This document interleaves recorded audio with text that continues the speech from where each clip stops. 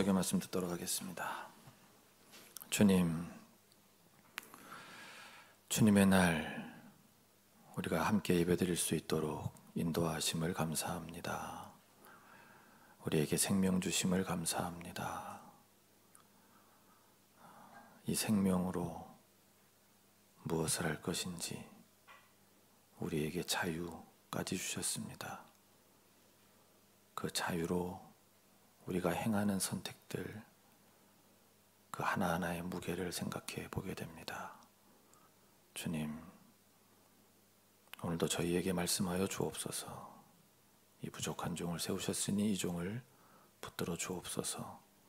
주의 말씀 많이 선포되고 말씀으로 우리가 하나 되고 말씀 위에 삶을 세우는 그 복을 누리기 원합니다. 도와주시옵소서. 우리 주 예수 그리스도의 이름으로 간절히 기도하옵나이다. 아멘. 오늘도 성부, 성자, 성령 삼위 하나님께서 우리에게 명하시는 생명의 길 위로 걷고 주님의 뒤를 따르는 우리 모두가 되기를 간절히 바랍니다. 미리 말씀드리는데 오늘 설교는 망했습니다. 네. 오늘 어버이날 당일이기도 하고 또 어버이 주일이기도 하고 그래서 거기에 맞게 설교 준비를 다 마쳤는데 오늘 새벽에 문득 어버이가 아닌 분들에 대한 관심과 배려가 부족한 설교문이라는 깨달음에 설교문과 설교 방식을 대폭 수정했습니다. 수정한 지가 얼마 안 돼서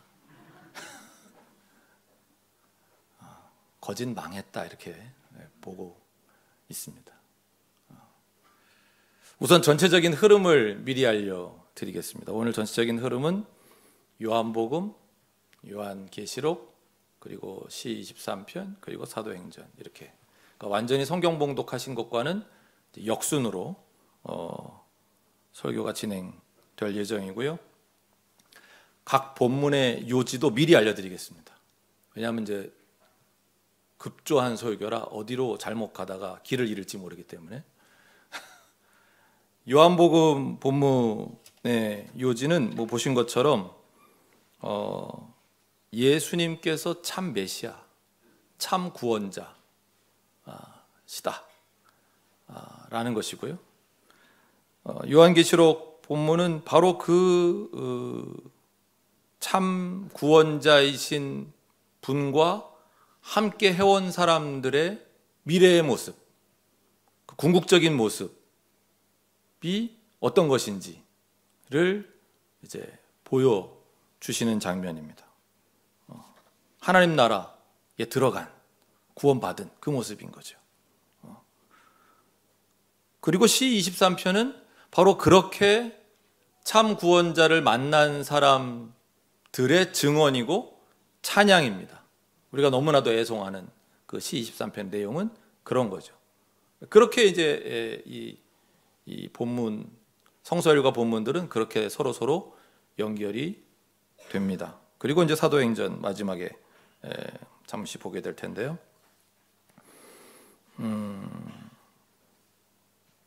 우리가 이제 이 본문 속으로 들어가기에 앞서서 하나 잊어버리지 말아야 하는 점은 뭐냐면 우리가 지금 부활절기를 지나고 있다라는 것입니다. 설교 전에도 잠깐 말씀드렸지만 예수님의 부활절은 우리의 최종 부활을 예표하고 계신 것이고 확증하고 계신 것이다. 이 점을 절대 잊어버리면 안 된다라는 것인데 오늘 요한복음 본문과 요한계시록 본문은 바로 그 예수님이 어떤 분이신지 누구신지를 다시 한번 우리에게 일깨워 주십니다. 오늘의 요한복음 본문은 이렇게 시작됩니다. 예루살렘은 성전 봉헌절이 되었는데 때는 겨울이었다. 예수께서는 성전 경내에 있는 솔로몬 주랑을 거닐고 계셨다. 이렇게 시작을 합니다. 이 요한복음 지금 10장 22절부터 30절의 본문으로 이렇게 딱 오늘 끊어져 있는 게, 이게 사실은 좀 여러 가지 의미가 있어서 그런 말씀을 여러분들과 나누고 싶었는데 전체적인 요지하고는 큰 관련이 없는 것 같아서 좀 많이 생략하고요. 왜 그러냐면 성경을 좀 읽어보시면 아시겠지만 바로 앞에 요한복음 10장 1절부터 21절과는 뭐 아주 밀접한 관계가 있는, 거기서 목자, 양의 문, 이런 말씀 이제 쭉 하시거든요. 그게 이제 오늘 요한복음 이제 본문과도 연결이 돼서 내 양들은 나를 뭐 알아본다, 내 목소리를 듣는다, 이제 이 말씀이 이제 쭉 이어지고, 그리고 사실은 30절로 안 끝나고 39절까지를 같은 단락으로 보고 본문을 이해하거든요. 그러니까 뭐 이런 연관성 말씀 이제 드리고 싶었지만 시간이 다 가니까 일단 생략을 하고요. 오늘 본문에서의 요지는 24절에서 유대인들이 예수님께 묻는 질문, 당신이 그리스도입니까? 그러니까 당신이 메시아, 당신이 세상을 구원하실 분, 우리가 기다리고 있는 그 구원자 맞습니까? 라는 질문에 대한 또 예수님의 대답이 이제 본문을 구성을 하고 있습니다. 근데 예수님의 답의 내용을 보면 25절부터 27절 보시면 예수께서 그들에게 대답하셨다. 내가 너희에게 이미 말하였는데도 너희가 믿지 않는다. 내가 내 아버지의 이름으로 하는 그 일들이 곧 나를 증언해 준다. 그런데 너희가 믿지 않는 것은 너희가 내 양이 아니기 때문이다. 내 양들은 내 목소리를 알아듣는다. 나는 내 양들을 알고 내 양들은 나를 따른다. 이렇게 대답을 하십니다. 그러니까 지금 뭔가 안 맞는 거죠.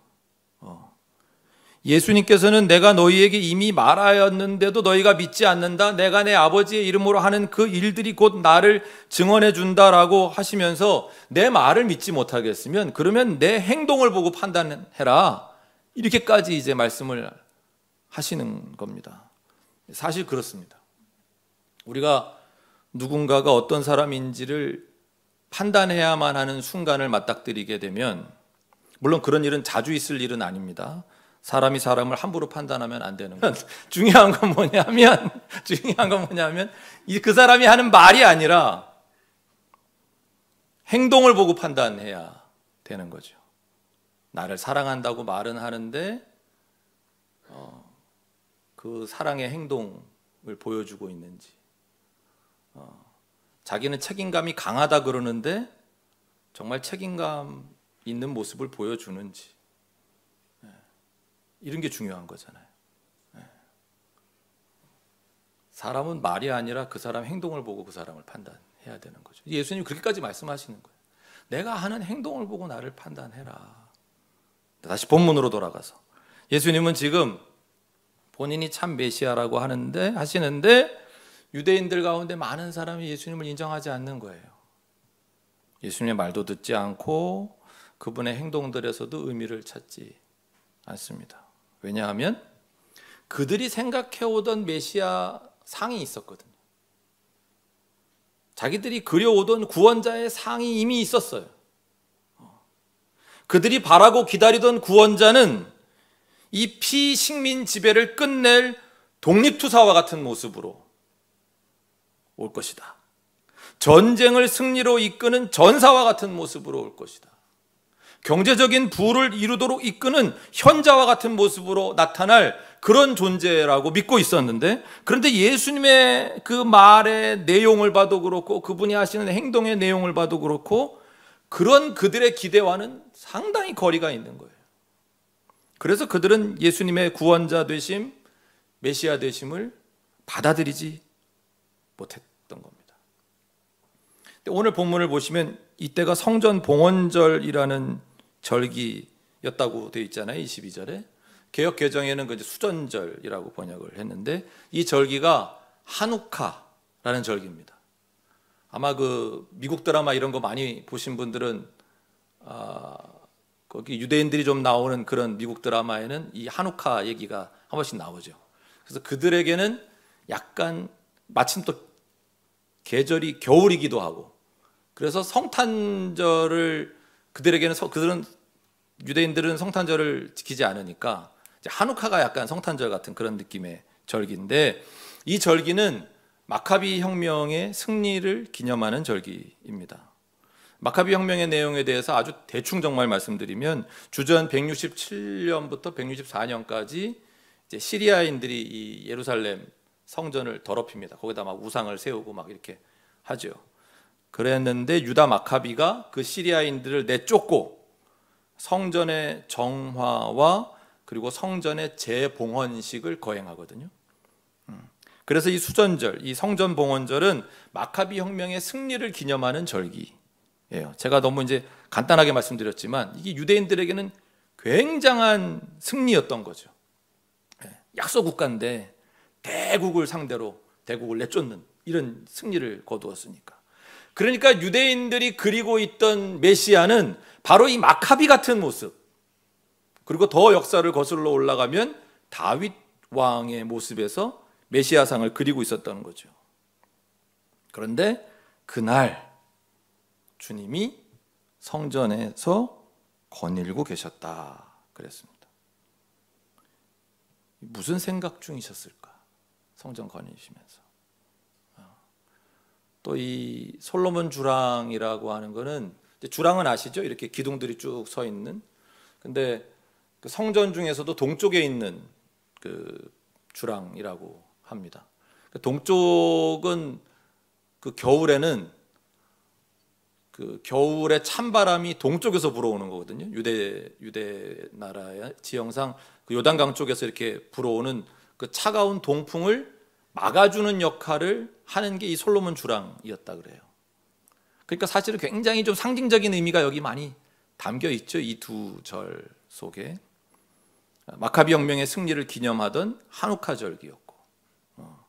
그래서 저는 이런 상상을 해봅니다. 그때 예수님이 거니시면서 뭘 생각하셨을까? 메시아의 승리, 참 구원자의 승리를 묵상하시지 않았을까? 저들의 기대와는 다른 방식의 승리에 대해서. 주님이 말씀하십니다. 28절 이하, 나는 그들에게 영생을 준다. 그들은 영원토록 멸망하지 아니할 것이요 또 아무도 그들을 내 손에서 빼앗아가지 못할 것이다. 그들을 나에게 주신 내 아버지는 만유보다도 더 크시다. 아무도 아버지의 손에서 그들을 빼앗아가지 못한다. 나와 아버지는 하나이다. 주님이 말씀하고 싶었던 요지는 뭐예요? 내가 메시아가 맞다. 내가 참 메시아다. 내가 너희를 구원할 그 존재다. 근데 우리가 기억해야 하는 점은 이 본문에서 예수님은 유대인들이 그리고 있던 메시아상과는 전혀 맞지 않던 분이셨다는 거예요. 그분은 전혀 호전적이지도 않으셨고, 군사적, 경제적, 또 사회적, 민족적 이런 승리에는 관심조차 보이지 않았던 분인 거예요. 그러나 성경에 의하면 유대인들이 그리고 사람들이 기대하던 메시아상과 맞지 않았던 그 예수님이 바로 참 메시아, 참 구원자가 맞다는 걸 우리가 깨닫게 되는 것이죠.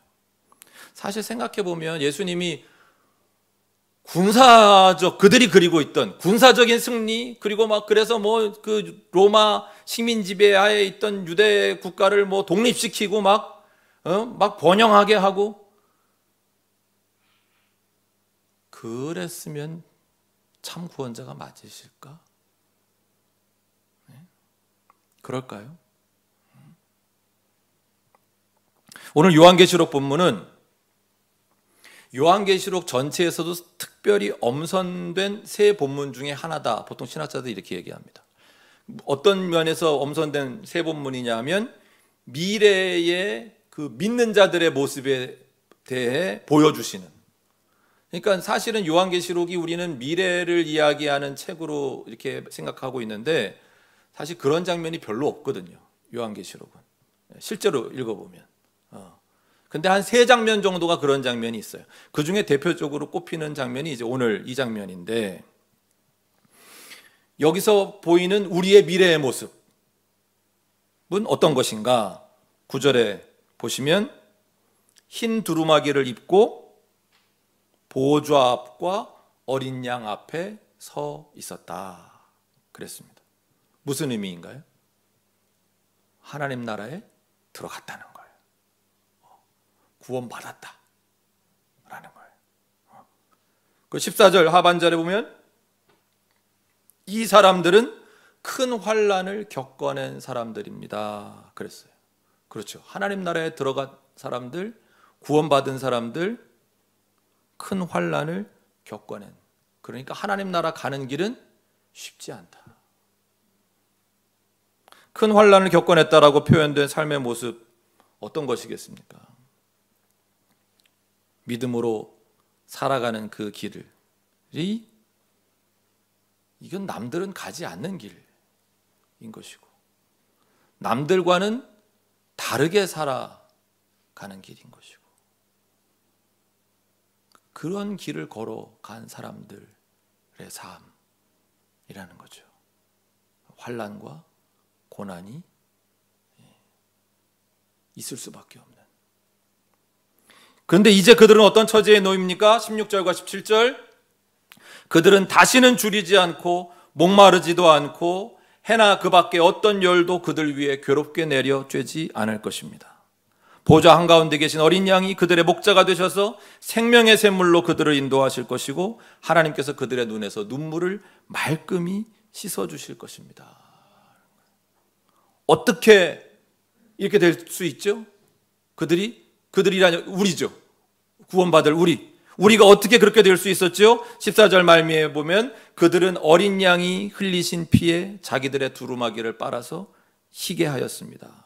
그렇습니다. 우리 주 예수, 메시아이신 참 구원자이신 예수님의 십자가 지심, 참 구원자의 우리를 위한 그 희생으로 우리는 구원을 받는다라는 것이고 15절 하반절 그 보좌에 앉으신 분이 그들을 덮는 장막이 되어주실 것입니다.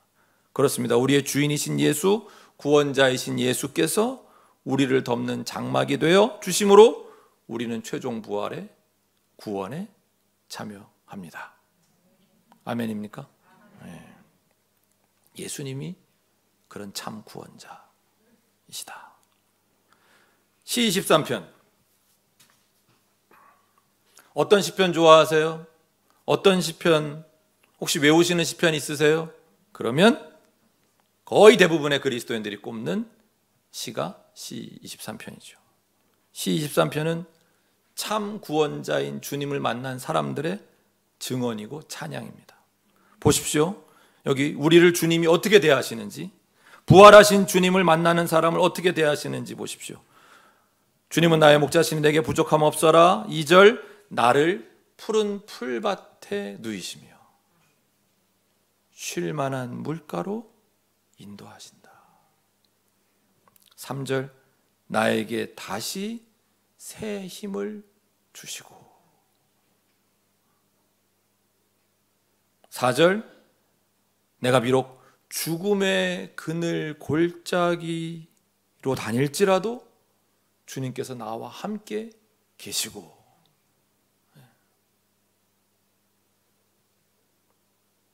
주님의 막대기와 지팡이로 나를 보살펴 주시니 5절 주님께서는 내 원수들이 보는 앞에서 내게 잔치상을 차려주시고 생각해보면 기막힌 거잖아요. 내 원수들은 내 앞에서 뭘 기대하겠어? 저 인간 망하겠지. 저걸 내가 망하게 해야지. 이놈의 잔치를 엎어버려야지. 그러고 있는데 주님이 내게 잔치상을 차려주시고 내 머리에 기름 부으시어 나를 귀한 손님으로 맞아주시니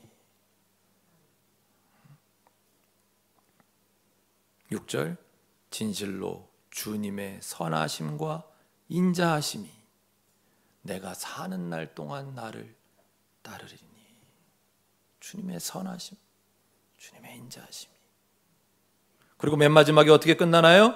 나는 주님의 집으로 돌아가 영원히 그곳에서 살겠습니다.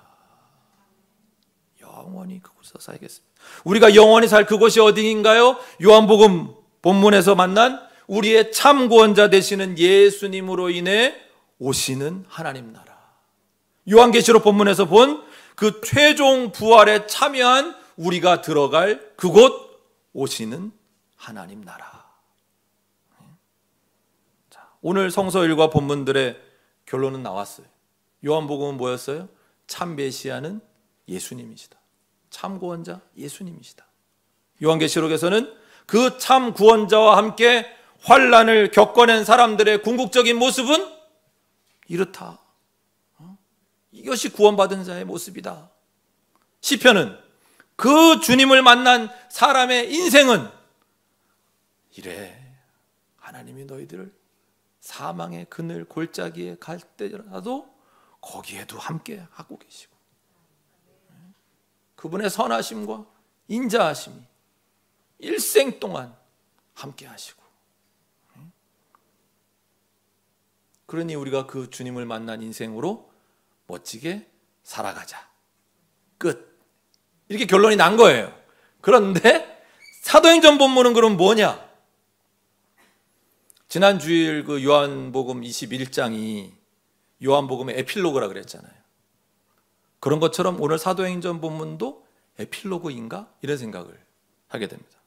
에필로그가 뭐예요?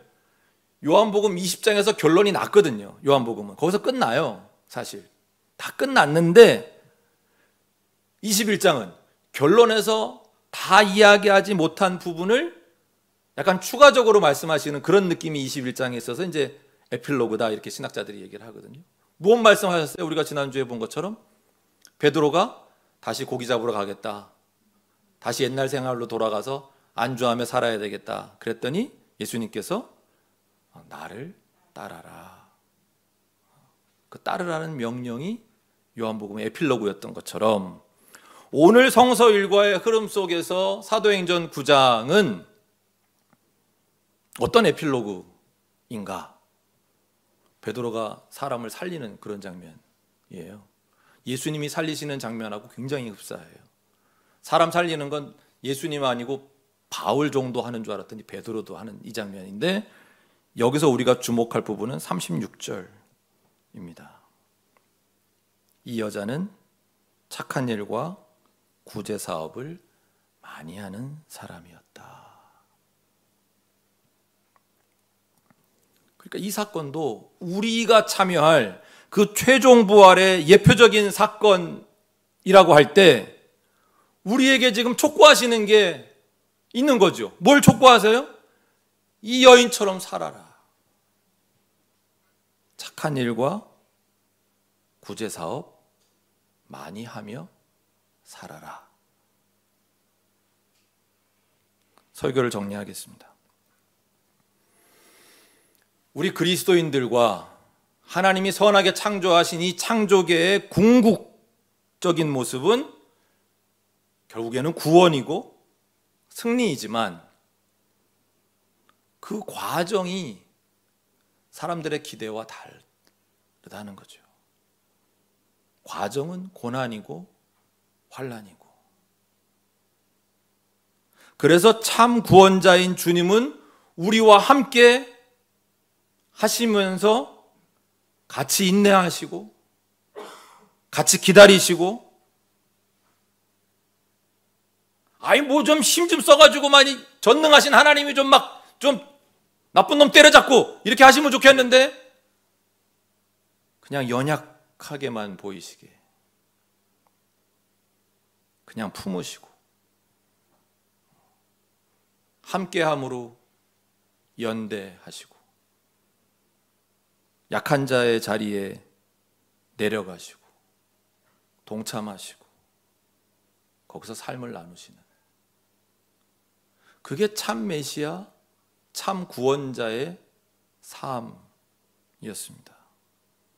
그러니까 오늘 메시지는 우리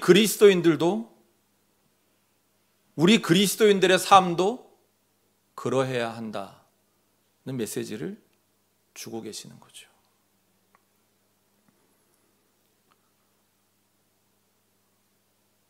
그래도 어버이날이니까 어버이가 아닌 분들 마지막 부분에 잠깐만 양해를 해주시기 바라고. 저도 부모인 사람 중에 하나로서 우리 부모들인 우리들에게도 주님이 이 본문으로 말씀하고 계시지 않나 그런 생각을 합니다. 참 부모가 되려면 부모 역할도 처음 해보는 거고 한 번밖에 못 해보는 거라 참 우리가 미진한 부분이 많은데, 참 부모가 되기 위해서 우리에게 필요한 점은 어쩌면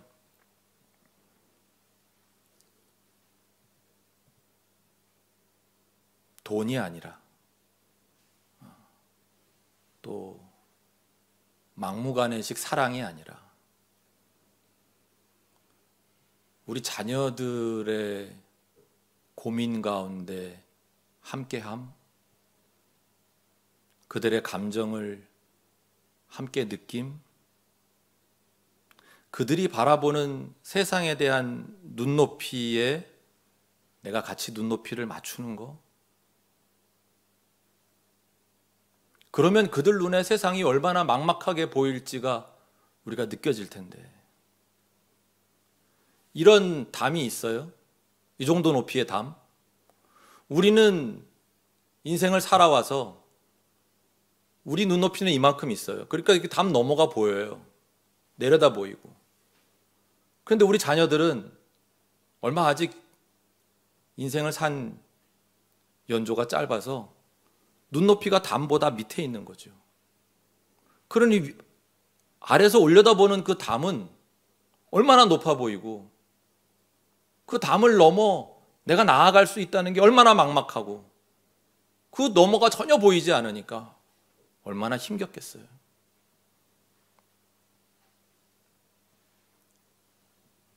그런데 우리가 넘어봐 이놈 새끼야, 괜찮아, 그냥 뛰어, 넘어, 내가 시키는 대로 해 라고 윽박지르기만 하면, 그리고 가르치려고만 들면 얼마나 힘들까. 우리가 그들에게 뭘 주어서가 아니라 그들의 막막함을 공감할 수 있을 때 우리 자녀들이 힘을 얻지 않을까. 마치 시 23편에서 주님이 우리에게 하시는 것처럼. 이렇게 정말 나를 이해하려고 하는 부모, 나와 정말로 함께 하려고 하는 부모라면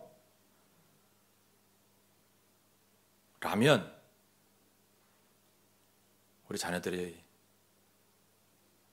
그래도 좋다, 엄마 아빠가 있어서 힘이 나네 하지 않을까. 참 메시아이신 예수님이 우리와 함께 하셔서 우리가 힘을 얻는 것처럼.